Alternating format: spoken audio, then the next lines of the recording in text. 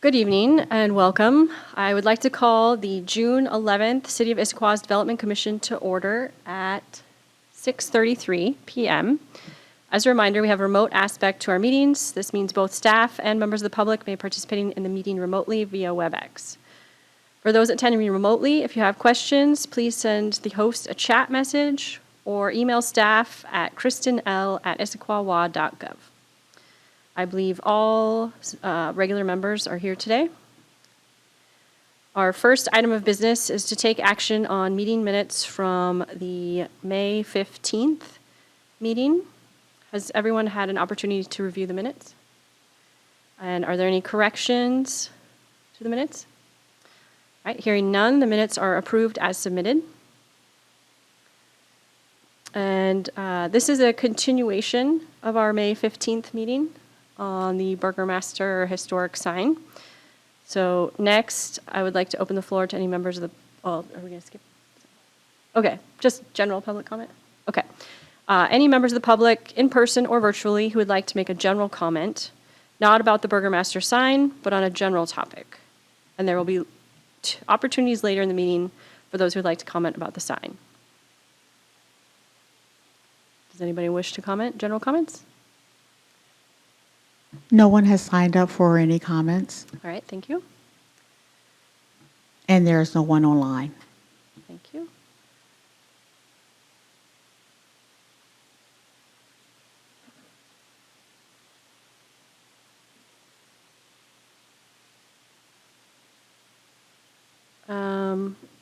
Let's see, and as this is a continuation, we don't have any swearing in or quasi-judicial, but there will be a staff presentation.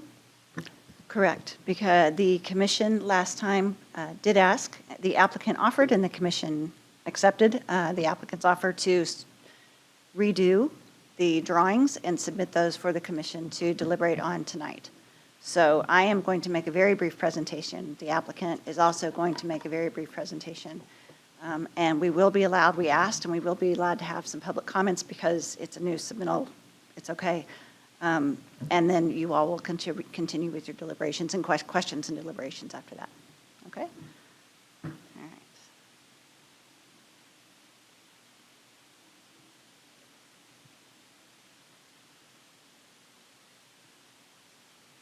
Oops, let me go to the top.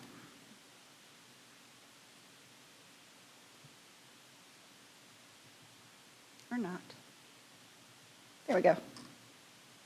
Okay. So as I mentioned, we're here to talk about the second round of proposed alterations to the Burgermaster landmark sign.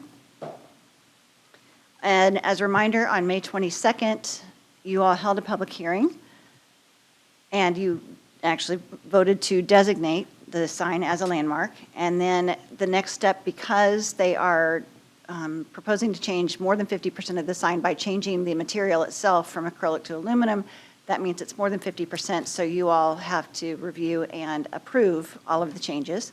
You deliberated, but you did not vote, and so we carried it over to this meeting.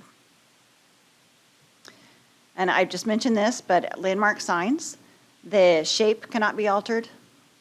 No more of this 50% of the sign area can be modified, and any deteriorated or damaged portions need to be repaired, preferably, or replaced if need be. And if new material is used, then it needs to be consistent with the sign's color, design, and texture. And as I mentioned too, if more than 50% is changed, then you all need to approve it. So here's the existing sign as it is. Here's the first proposal that you all saw last week, presented by staff. Our recommendation at the time was to approve it with the condition that the barrel color be more similar to, that was written in the staff report, more similar to the orange that is currently there. Concerns that came up, though, had to do with, one was the color, that the public and the commission expressed that they wanted to see the color closer to the orange that's on there now, and that the texture was maintained, or the appearance of texture was maintained. Another issue that came up was the size of the lettering at the top of the barrel. And does that constitute a new sign, or would it fit into our new sign code? So the applicant resubmitted this drawing that you see here. It addressed the first concerns about color and texture. It is much closer to orange, or it is orange, and it has the texture in it as well as the lines that you all wanted to see on the barrel. The concern still wasn't addressed wasn't really addressed regarding the size of the lettering at the top of the barrel. So we did a little measuring, and the sign code says to look at the relevant portion, the relevant facade and the sign, and the relevant facade, as we see it, is the, I'm going to say southeast or northeast. I'm going to call it east for the sake of ease. That side of the facade, that is where the primary entry is, that is where the parking lot is, that is where most of the seating is. So that is what we consider to be the most relevant facade. It is 62 and a half feet long. Then the other part we looked at is the height of it, which is 11 and a half feet long. So it comes out to 718.75 square feet of facade that we're looking at. They are allowed to have, you look at the size of the facade, in between, I think it's 300 square feet and 1,500 square feet, about 7% of that can be sign, okay?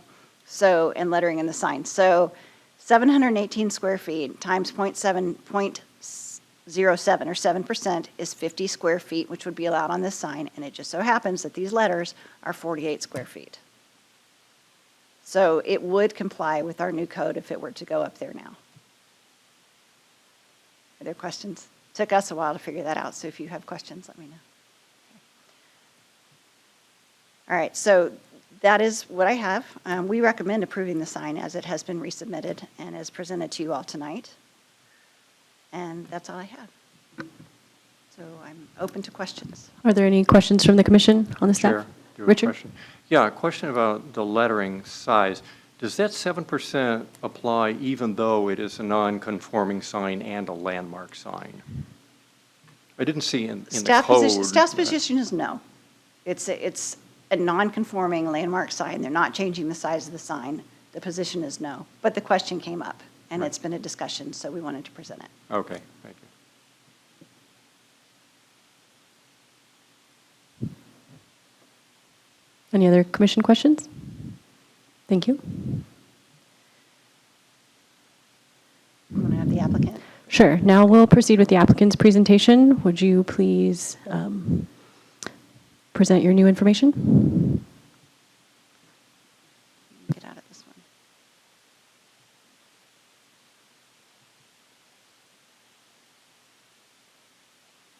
Just making sure, yeah, it's the right one. All right.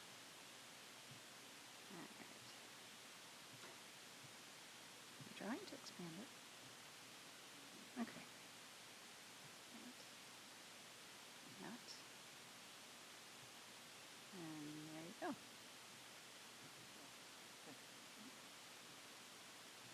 Well, good evening, and thank you again to the commission for allowing me to be here and present my case. I appreciate the city of Issaquah for considering this.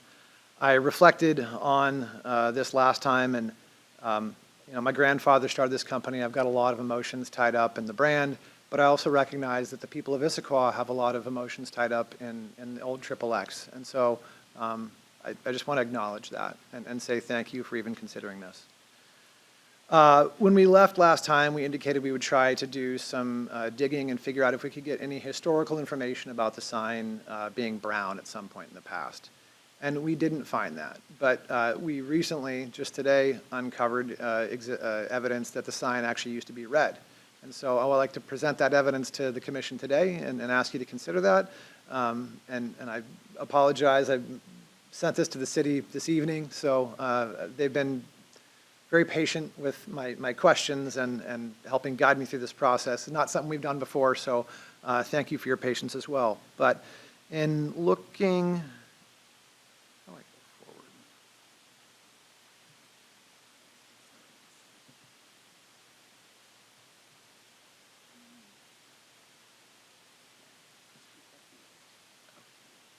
go forward? In looking at the sign, we discovered that one of the areas where the wind damage from that storm a couple months ago had knocked off one of the letters, and we realized that the original paint was red.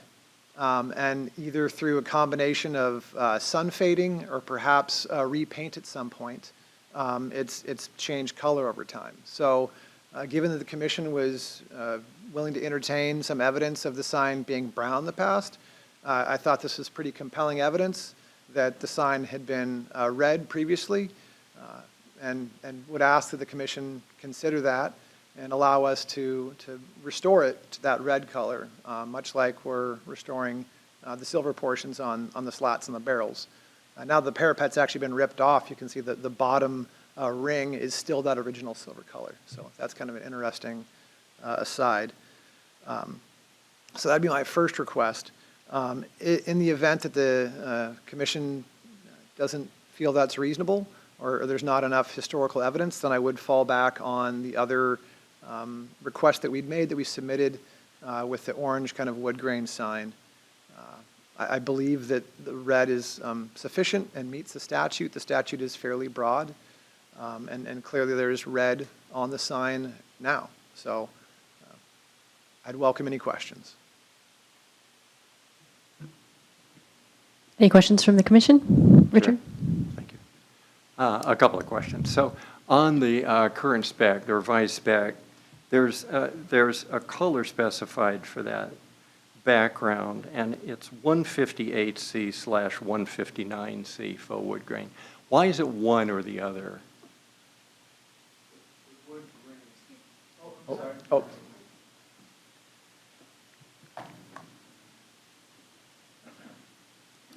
My name's Temple Voorhees. I represent the sign company that's working on this. There are two colors because there's the main background color and then there is the grain color. And those are similar and yet offset a little bit, so you see the grain. in the Right, and texture. it seems that the 158 is a little lighter, right, than the 159? Correct. Okay, good. So those are the couple that we're dealing with there. And I thought the lighter was better, so I didn't want the 159 darker for the whole deal. That's good. And also, I noticed that there are various color specs in here. I'm glad you're here tonight to speak to this. The red, I didn't see any spec for the red color, which is the background branding oval, and it's also the text at the top, the Burgermaster text. Is that a company secret that's? It is absolutely not a company secret. Okay. And I can get a spec to you. I'd have to look at the drawing to see if Okay. my copy has something. different. Okay, yeah, if you digitally sample it, it looks like a Pantone red warm C. Does that sound familiar to you? Yeah. Okay, good. I hope that that's what we're dealing with, because I'm going to want to. I believe it's Pantone 1795C. It's my Or was recollection. that the original color? I don't know that, and I think that would be difficult. The original color that's underneath the O. Is that what you're asking? I'm asking the oval color, okay? The color behind your current branding, that color. That is very difficult to ascertain because it's so faded. I don't know. No. I mean in your new revision. Oh, yes, we are proposing that 1795C on the revision, yes. I'm sorry, I thought that the 1795C referred to the dark wood grain in version 1. No, I don't believe so. Maybe we need to have a look at it, because I am going to go for specific PMS colors here.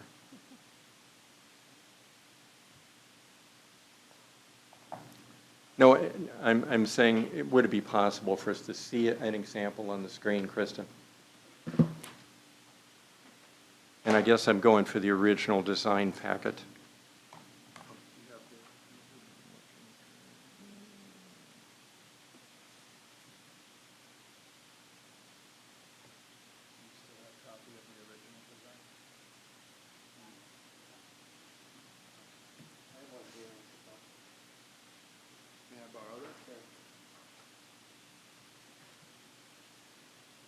I happen to have a Pantone guide here, thanks to Mr. Voorhees, and I'm able to confirm that 1795C is in fact that Burgermaster red. Okay, great. Thank you. It's this one right here. Thank you. Very good. Red to match Burgermaster. Thank you. Yeah.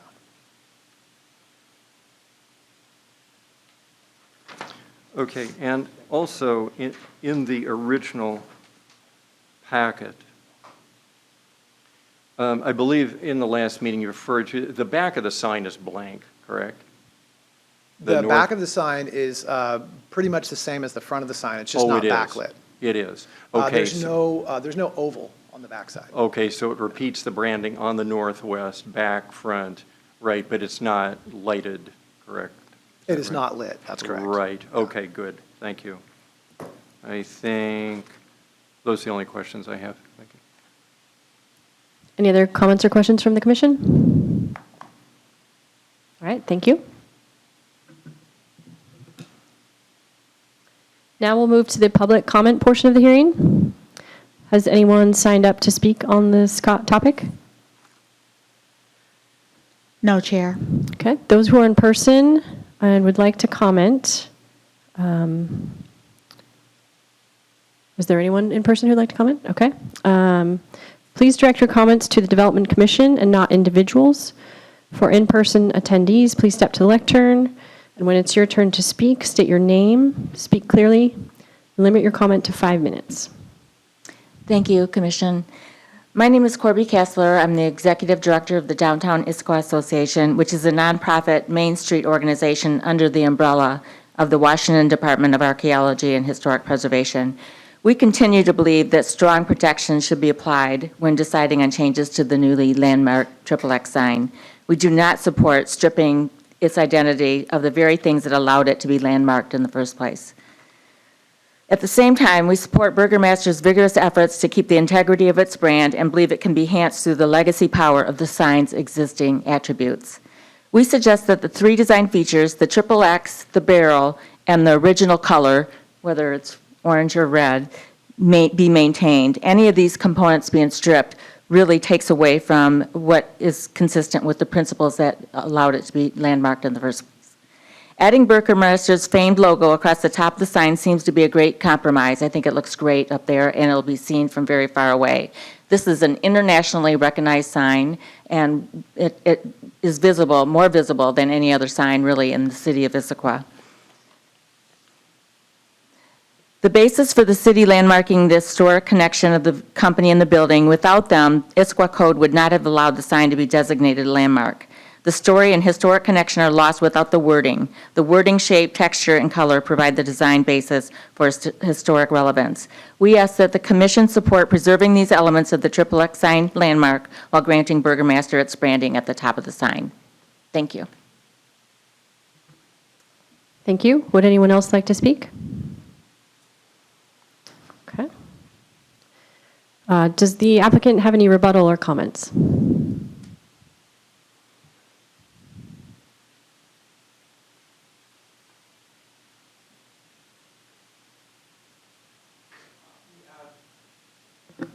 As I stated in the last meeting, we did receive a cease and desist letter from the XXX Corporation in West Lafayette, Indiana, indicating that they felt if we were to revitalize this and keep it as a XXX, we'd be infringing upon their trademark. If the Downtown Issaquah Association is willing to indemnify us from any potential lawsuit, then I'd keep the XXX up there. But I feel like it puts us in a really awkward position and exposes us to liability. So with that being said, I certainly understand the connection to the sign and the color, and I'll defer to the Commission. Again, I appreciate the opportunity, and I look forward to being a good part of this community for many years to come. Thank you. Thank you. Does staff have any rebuttal to the comments? No. Thank you. Commissioners, are there any objections to closing the public hearing? All right, thank you. Hearing no objections, I now close the public hearing at 7:52 p.m.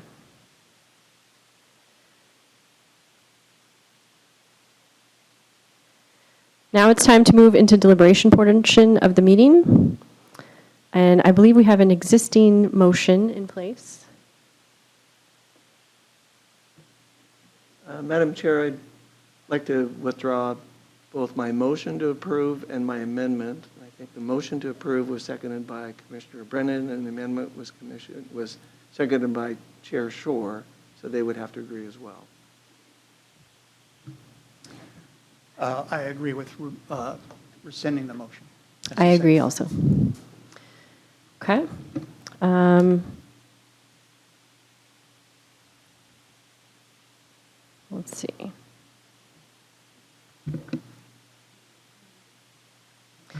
Now we would need a new motion to deliberate.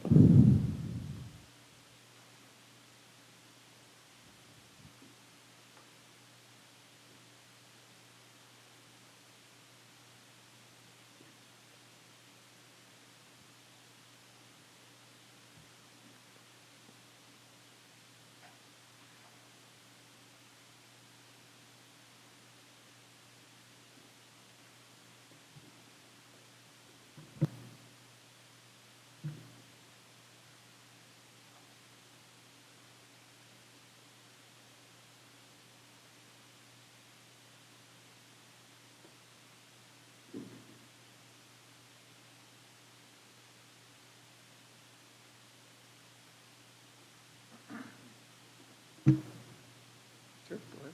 I did last time. Madam Chair, I move to approve the Burgermaster landmark sign alterations as presented in the materials included in tonight's packet. Second. Thank you. I have a few questions. As far as the landmark status, what would have happened if someone else purchased this property? They had two opportunities. One is that they could go in and take down the sign. It is a piece of the building. It would require, I am not a structural engineer. I do not know what it would require, but it is definitely built into the building. So it goes through the roof to the floor and would require work. It would be expensive. But- the other option is to get it landmarked. Okay, but this location could have been a dentist office, a car repair shop, Correct. anything of that sort. Okay. Correct. And was the cease and desist letter from XXX provided to the city? We have asked for it. We have not received it, but we did not ask for it until today. Okay, thank you. Oh. Oh.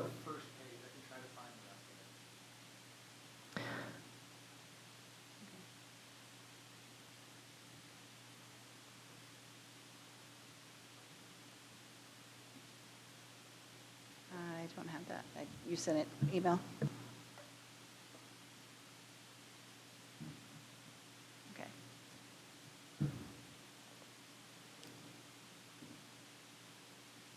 While he's looking, do you have another question? Sure. Ola? Yeah, I have another question. So what happens if somebody purchased this building from them? From them? Assuming this was approved and is approved as it stands today, Mhm. 10 years down the line, it gets sold. Mhm.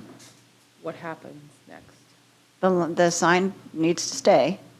As It would remain a landmark sign.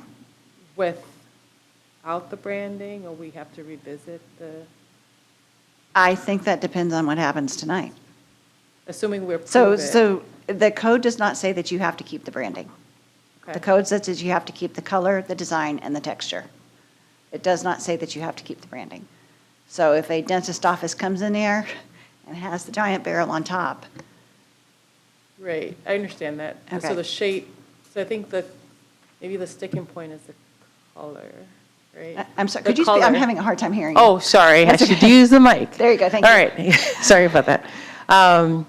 So right now, we have two variants of the color, right? We have the orange, Mm-hmm. and then, maybe the red. Right. And to me, both seem valid, right? Mm-hmm. And then the future, the building sold, do we carry the two? Do we? The code says that as long as it is a landmark sign, which it has been designated. Yes. Then it has to, the intent is that it has to stay similar. It has to keep something similar to the orange and similar to the red. Yeah. Or, yeah.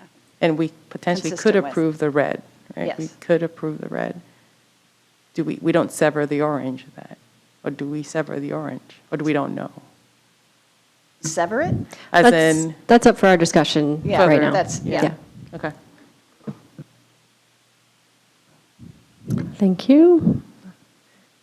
Mel?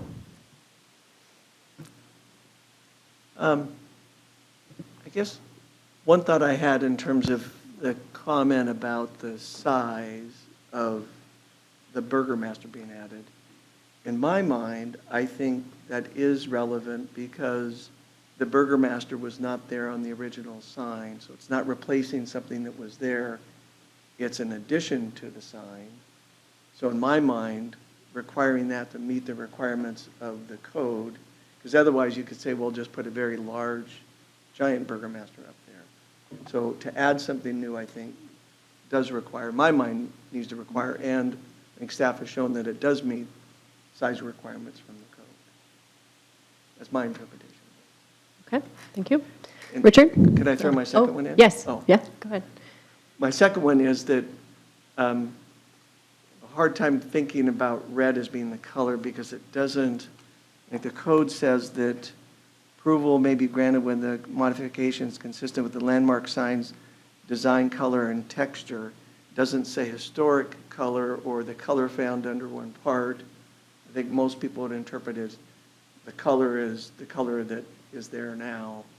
I appreciate the effort, but I think I would interpret it as saying, if we made it red and we said, well, there's a portion of what we saw that was red, so in my mind, that would not fit. So I would not see proposing to make it red as a possibility. I Richard? would agree with Commissioner Morgan's input on red color. I think most people associate the orange range of color with this sign, certainly in the memory of most people who have seen this sign. And I personally, I think the suggestion of the 158 and 159C works fine. It doesn't match the original color that all of us know, but I think it's pretty close. Secondly, about the cease and desist letter, I did do a trademark search on this. It's pretty easy. And the XXX definitely is there, owned by XXX Root Beer of Lafayette. And the usage is for beverage. So if you were not serving beverage, I guess we wouldn't be having this discussion, but it certainly is there. There are no constraints on the color or the font size or anything like that regarding the 3Xs. And there's nothing else in that trademark registration regarding background or imagery or anything like that. I would like to note that I did just get a copy of the cease and desist letter. Yes. Thank you. And it reads as described? It's very long, but the last paragraph does say that, yes. Okay, Yes. thank you. Would you like me to read the last paragraph? Commission? Yes, please. This is the attorney on behalf of the client. Sorry, it's very small. Our client believes that your planned use of XXX Drive-In is violating or will violate XXX RBC's rights in its marks using the designation variations thereof. Whoops. With its offering restaurant services, it just goes on for a while. Sorry, it's like I said, it's long.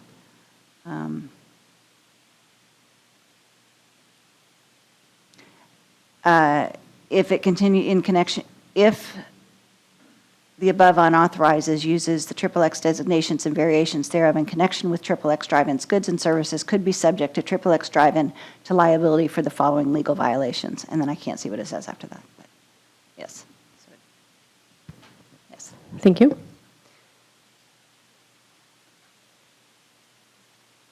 So we currently have a motion. Any further discussions? Yeah, just a couple quick comments. One, well, assume that will be part of the record, letter that you just received and read. And then on the question of the color, agreement with kind of the previous comments and including the pictures that were provided as part of tonight's staff report from approximately 1999, and it's a fairly strong color of orange that is kind of how we view the sign now. I think if we change the color to the color under the letter that's missing, I think we would probably get a lot of feedback about that's a dramatic change compared to what people view as the landmark sign today. And just another thing on the letter, I don't want to put somebody in a position of liability by forcing them to do something where they've received a letter like that. So I would take that as strong evidence to say that forcing them to put the triple X up there is really not an option. Even though that's the public comment and the public interest from some folks has been to retain the triple X, I think that would be challenging given the evidence that we've received tonight and presented previously by the applicant. So I understand that.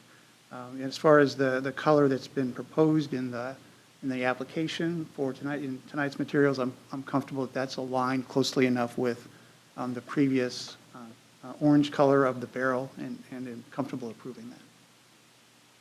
Thank you. I have one further comment on the red shown under the O. That was on the oval, which is proposed to be red, correct? So that's in line. That would be the assumption, I think, right? Did you want to show the picture, please, if you don't mind?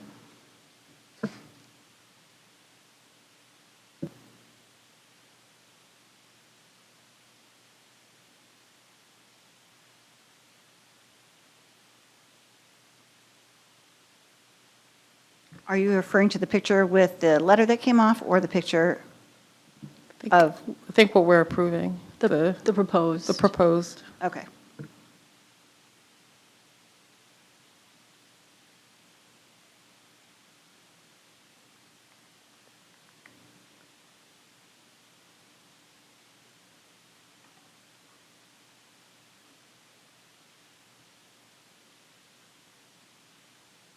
Thank you. You're welcome.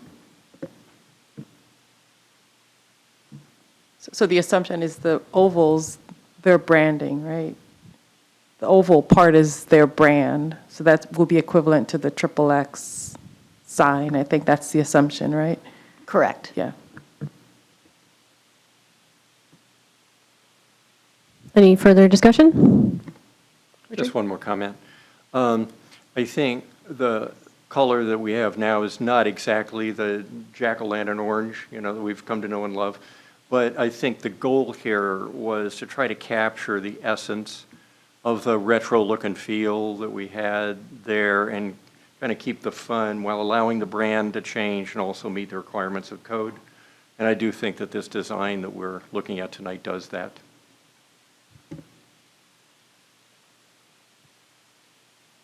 Any further discussion? Thank you. With deliberation concluded, it's time for the commission to take action on the item before us. Currently, the motion is, I move to approve the Burgermaster landmark sign alterations as presented on June 11th, 2025.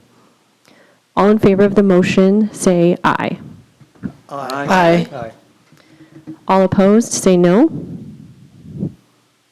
The motion is approved.